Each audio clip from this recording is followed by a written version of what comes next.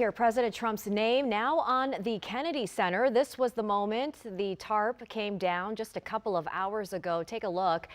The president's name has been added to the outside of the Performing Arts Center and on the inside as well. Rafael Sanchez Cruz has been following this story since the Kennedy Center board voted to add the name yesterday. Rafael, this addition still garnering a lot of reaction here in Washington.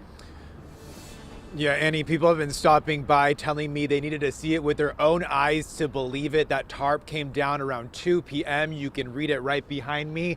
The Donald J. Trump and the John F. Kennedy Memorial Center for the Performing Arts. Some people taking issue by the fact that the Trump name is above the Kennedy name. Others taking issue by the fact that it's simply a change to the name of this beloved performing arts venue here in Washington, D.C.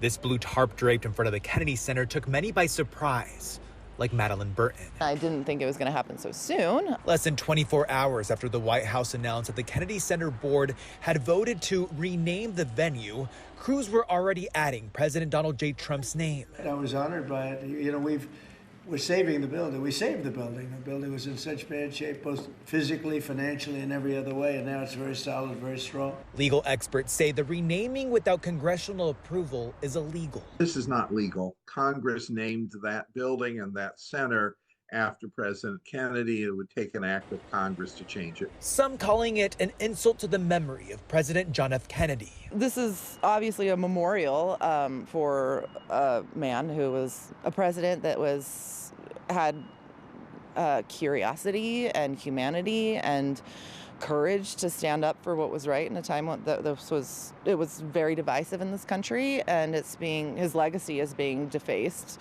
by a small, petty desire for power and corruption. National Guard troops arrived on scene as crews continued working outside and inside. The change prompting this couple holding a sign that reads "Convict" to return their tickets for tomorrow's performance. Having this name on the building, I think, is going to change the entire tenor of what happens within this building.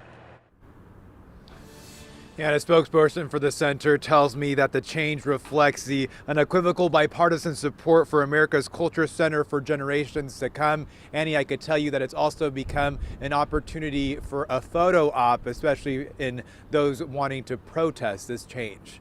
In the district, I'm Rafael Sanchez Cruz. Back to you.